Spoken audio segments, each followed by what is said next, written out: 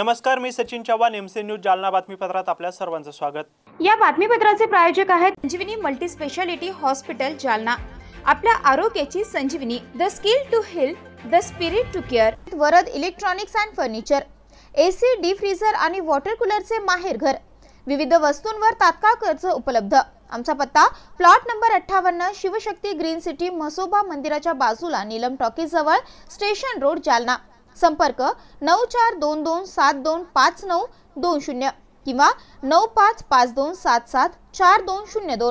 जालन्यात आज भाजपाचे अधिवेशन भरवण्यात आले होते, मात्र या अधिवेशनाला ठराविक भाजपा प्रतिनिधींना बोलावण्यात आल्याचा आरोप आमदार लोणीकर गटाचे भाजपा युवा मोर्चा प्रदेश सचिव सुजित जोगस यांनी केला आहे। भाजपा जिल्हाध्यक्ष बद्रीनाथ पठाडे हे अंतर्गत गटबाजी करत असल्याचा आरोप देखील त्यांनी यावेळी केला आहे। भाजपाचे अधिवेशन हे जिल्हा कार्यकारिणीचं आहे की तालुका कार्यकारिणीचं आहे, असा सवाल भाजपा युवा मोर्चा प्रदेश सचिव सुजित जोगस यांनी उपस्थित केलाय। या अधिवेशनाला आमदार बबनराव लोणीकर आणि युवा मोर्चा प्रदेशाध्यक्ष राहुल लोणीकर यांना डावलण्यात आलं असून जालना जिल्ह्यात भाजपा हा प्रायव्हेट लिमिटेड पक्ष करायचा का, असा सवाल देखील यावेळी जोगेश यांनी आयोजकांना उपस्थित केलाय।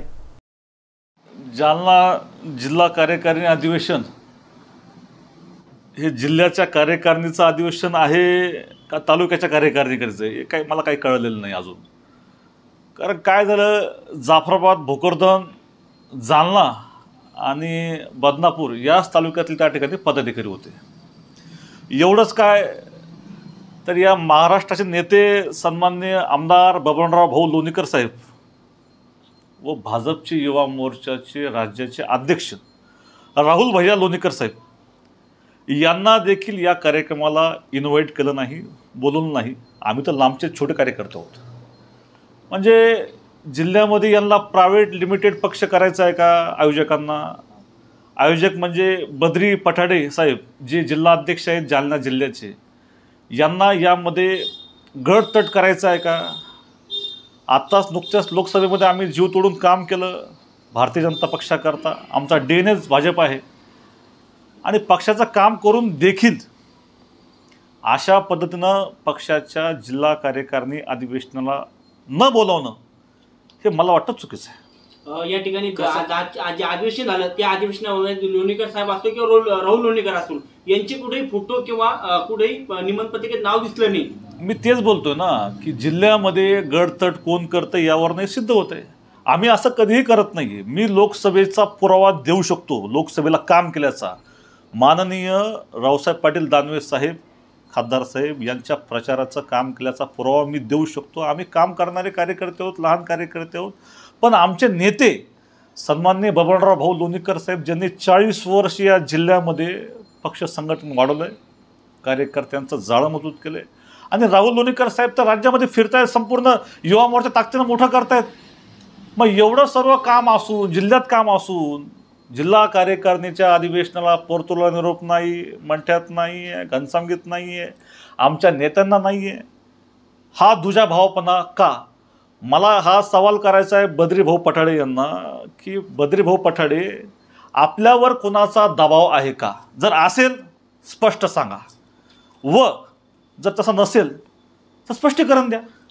आणि या पलीकडे मला सांगायचं आहे की माननीय नेते सन्माननीय रावसाहेब पाटील दानवे साहेब, आपण जिल्ह्याचं धुरंधर नेते आहात, तुम्ही आहात, माननीय बबनराव भाऊ लोणीकर साहेब आहात, दोघंही आम्हाला म्हणजे सन्माननीय आहेत। मग दानवे साहेब या अशा मगरूर असणाऱ्या जिल्हा अध्यक्ष बद्रीभाऊ पठाडे साहेब यांच्यावर कारवाई करणार का? यांची कानउघडणी करणार का? सत्तेत असलेल्या निजामी मराठ्यांना ओबीसी आरक्षण खुंटीला बांधायचं आहे, असा घणाघात ॲडव्होकेट प्रकाश आंबेडकर यांनी जालन्यातील रॅली दरम्यान आयोजित करण्यात आलेल्या सभेत बोलताना केला आहे। ओबीसी आरक्षण बचाव यात्रेनिमित्त जालना येथील सभेत उपस्थितांना मार्गदर्शन करताना ते बोलत होते। यावेळी व्यासपीठावर जिल्हाध्यक्ष डेव्हिड घुमरे यांच्यासह पदाधिकारी उपस्थित होते। ॲडव्होकेट प्रकाश आंबेडकर यांच्या आरक्षण बचाव यात्रेचं मंगळवारी रात्री मंठा चौफुली परिसरात जोरदार स्वागत करण्यात आले। प्रकाश आंबेडकर हे जालना नगरीत दाखल होताच मंठा चौफुली येथे भव्य पुष्पहाराद्वारे त्यांचं स्वागत करण्यात आलं। डीजेच्या तालावर मंठा चौफुली ते गांधी चमन पर्यंत आरक्षण बचाव रॅलीचे आयोजन करण्यात आले होते। नंतर या रॅलीचे रूपांतर गांधी चमन येथे सभेत करण्यात आले। ॲडव्होकेट प्रकाश आंबेडकर यांनी उपस्थित कार्यकर्त्यांना मार्गदर्शन करून ओबीसीचे आरक्षण खुंटीला बांधू द्यायचे नसेल तर ओबीसी आणि वंचित बहुजन आघाडीच्या उमेदवाराला आगामी निवडणुकीत विजयी करा असं आवाहन केलंय। यावेळी व्यासपीठावर वंचितच्या प्रदेश अध्यक्षा रेखा ठाकूर, महिला आघाडीच्या उपाध्यक्ष सविता मुंडे, अविनाश भुसीकर, जिल्हा प्रभारी जितेंद्र शिरसाट, ओबीसी नेते नवनाथ वाघमारे, जालन्याचे जिल्हाप्रमुख डेव्हिड घुमारे, मराठवाडा अध्यक्ष दीपक डोके, विजय लहाने, बाबा वानखेडे, राजेंद्र वांजुळे यांच्यासह वंचित बहुजन आघाडीचे पदाधिकारी, ओबीसी समाजातील नेते, दलित समाज बांधवांची मोठ्या संख्येने उपस्थिती होती। हे 100% धोक्यात आलेलं आहे हे लक्षात घ्या।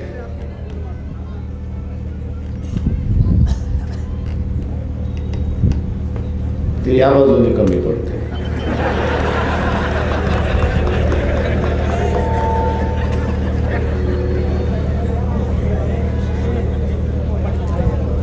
शंभर टक्के धोक्यात आलं हे आपण लक्षात घ्या।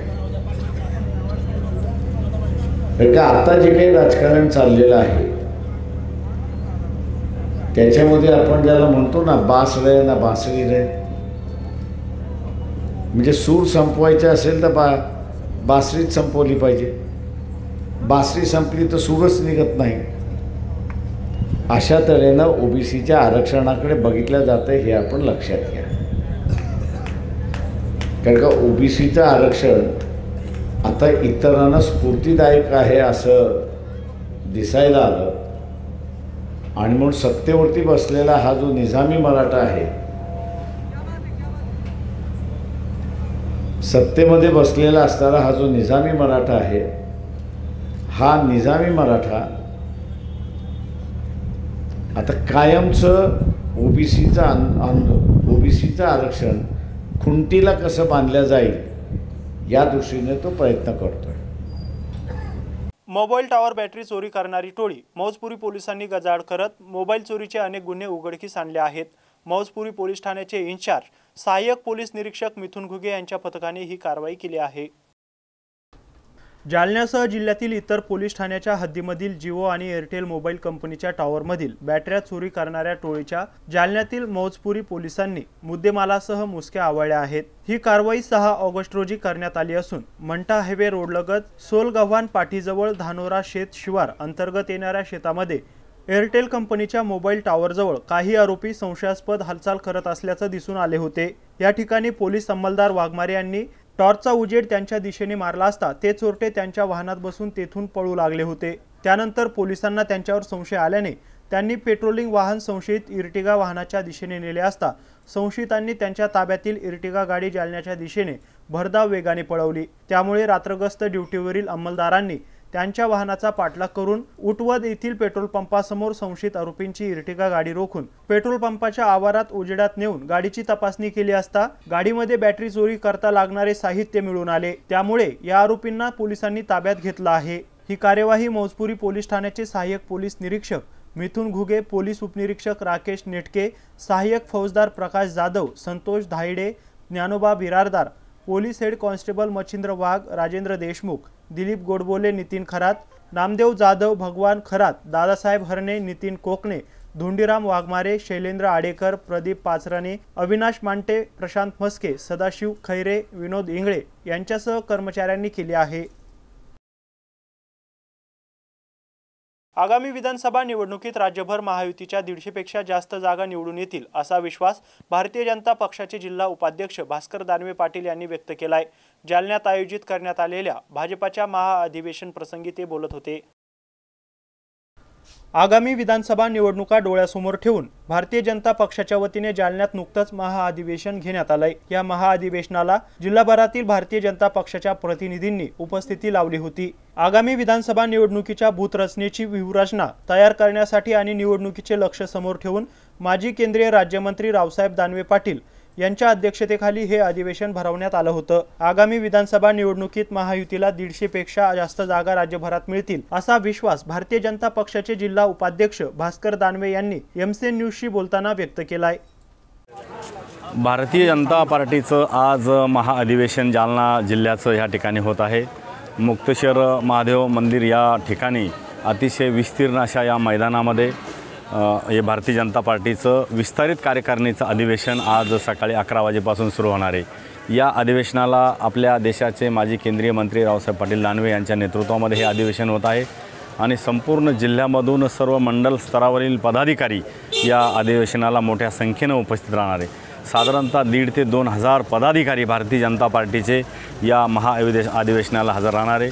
मागच्या 15 दिवसापूर्वी पुण्याला अधिवेशन झालं, त्या धर्तीवर संपूर्ण जिल्ह्यामध्ये भारतीय जनता पार्टीचा विस्तार तुम्ही बघत असाल तर सर्व जिल्ह्यामध्ये भारतीय जनता पार्टीचं अशाच प्रकारचे अधिवेशनं प्रत्येक जिल्ह्यामध्ये होत असताना आपल्याला दिसत आहेत।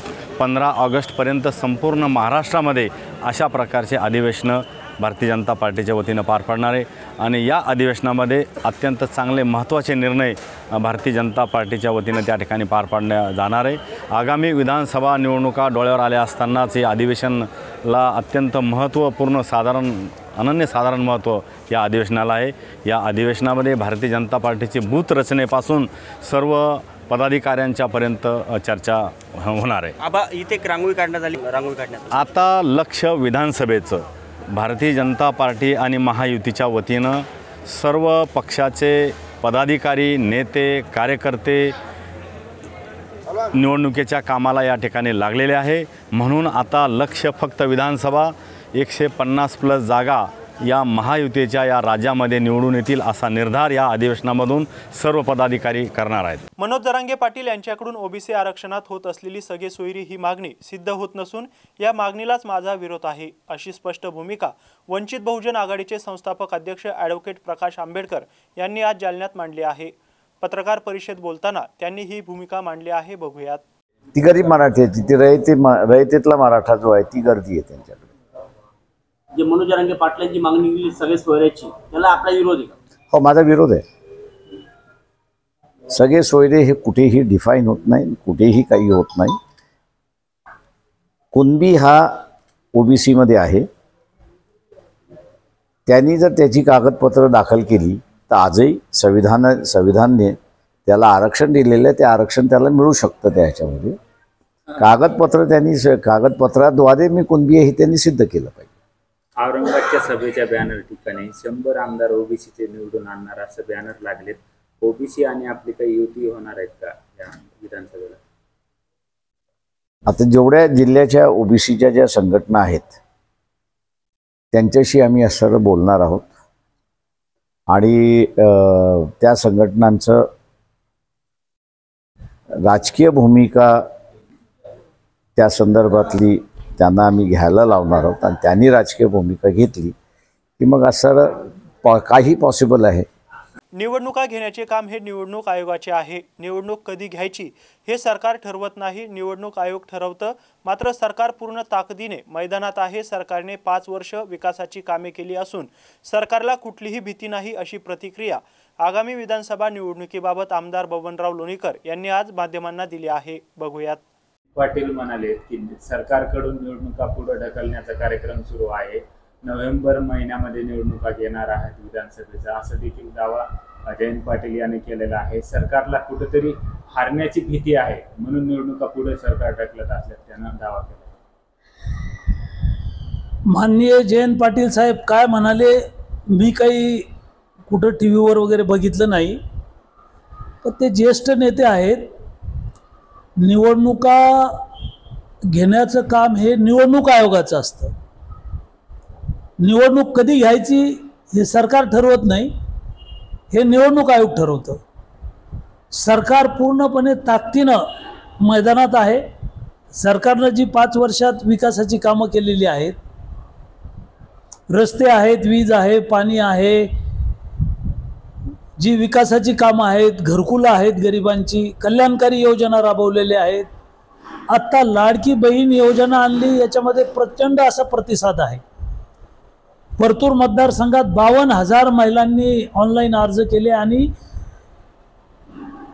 52,000 ऑनलाईन अर्ज मंजूर झाले आणि हे 52,000 महिलांच्या खात्यामध्ये मुख्यमंत्री लाडकी बहीण योजनेचे पैसे भाऊबीजीपर्यंत टाकण्याचं सरकारनं जाहीर केले। तळागाळातल्या माणसांसाठी, बाराबलुतेदारांसाठी, सर्व घटकासाठी, शेतकऱ्यासाठी या सरकारनं काम केलंय आणि सरकार 100% येईल, आमच्या मनात कुठलीही शंका नाही। त्याच्यामुळं निवडणुका पुढे ढकलण्याचा प्रश्न येत नाही। निवडणुका कधी घ्यायचं ते निवडणूक आयोग जाहीर करेल, त्याला आमची सगळी तयारी आहे.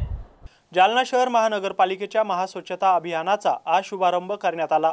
जालना शहरातील भोकरदन नाका परिसरात महानगरपालिका आयुक्त संतोष खांडेकर यांच्या प्रमुख उपस्थितीत आजपासून हे अभियान सुरू करण्यात आलं आहे.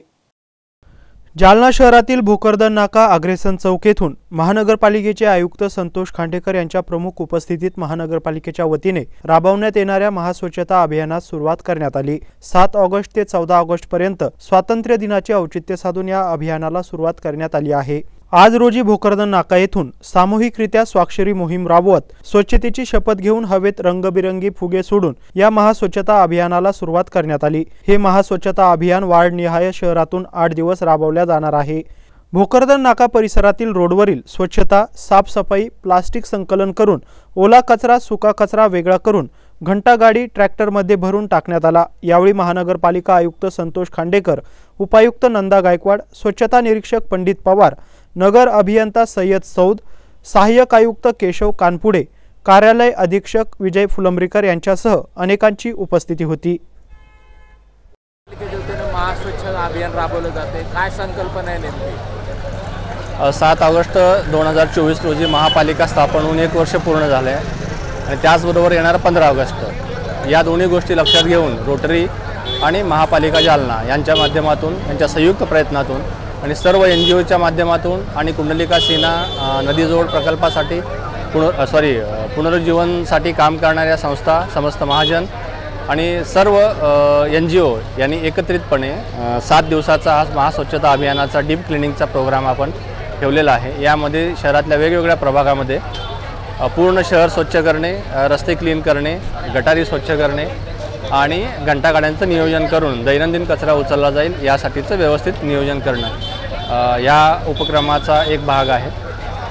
शहरामध्ये महापालिका स्थापन झाल्यापासून बाकीच्या बऱ्याच फील्डमध्ये काम झालेलं असलं तरी स्वच्छतेमध्ये बरंचसं काम बाकी आहे. याच्या कारण खरं तर पैशाची अडचण आहे आपली, पण हे आपल्याला नागरिकांसाठी सांगणं शक्य नाही किंवा ते कारण होऊ शकत नाही.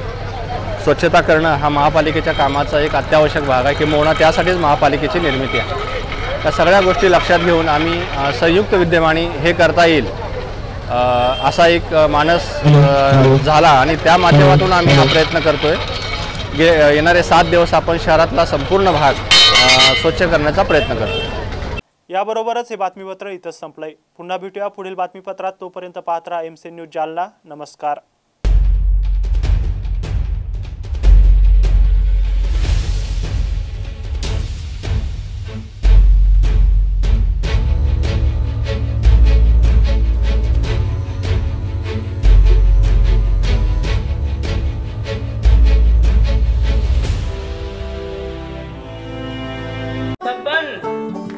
आपको कलेक्टर साहिबा के हाथों से इनामी घर मिल रहा है।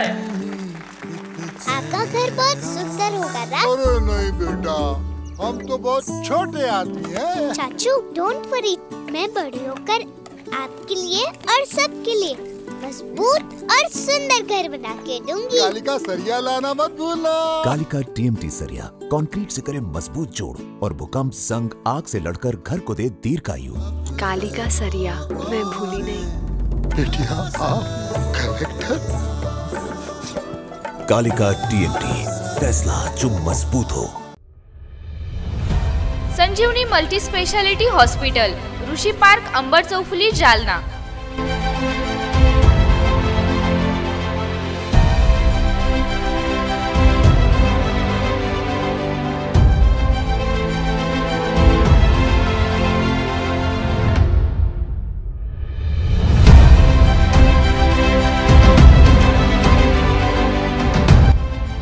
महात्मा ज्योतिबा फुले जन आरोग्य योजना आणि प्रधानमंत्री जन आरोग्य आयुष्मान भारत योजना उपलब्ध।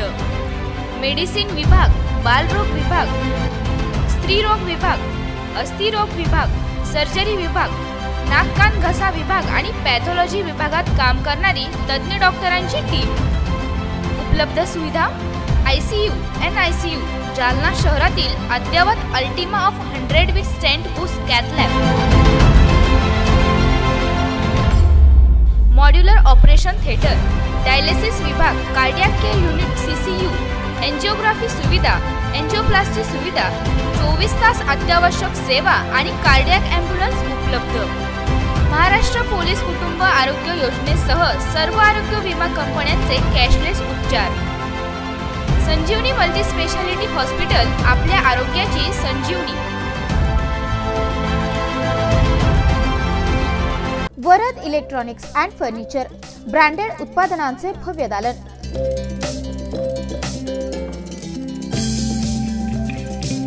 आमच्याकडे AC, fridge, LED, washing machine, deep fridge,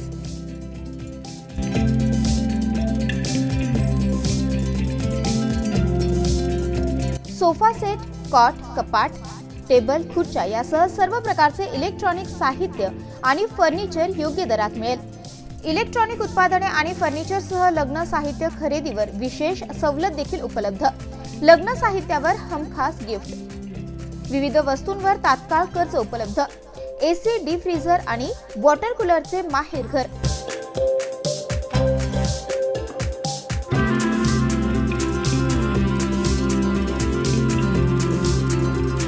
आमचा पत्ता plot number 58, Shivshakti green city, Mhasoba मंदिराच्या बाजूला, नीलम टॉकीज जवळ, स्टेशन रोड, जालना।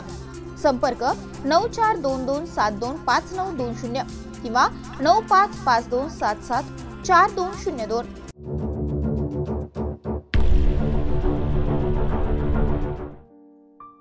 जालना शहर महानगरपालिका जालना। पावसाळा ऋतूमध्ये नागरिकांनी घ्यावयाची काळजी तसेच डेंग्यू ताप प्रतिबंधासाठी जनतेस आवाहन। पावसाळ्यात वैयक्तिक आणि सार्वजनिक स्वच्छतेकडे लक्ष द्यावे। आपल्या घरातील निघणारा कचरा हा वर्गीकृत करून घंटा गाडीमध्येच टाकावा। कचरा इतरत्र टाकल्यास परिसर अस्वच्छ दिसतो आणि प्लास्टिक कचरा नाल्यांमध्ये अडकून पाणी तुंबते।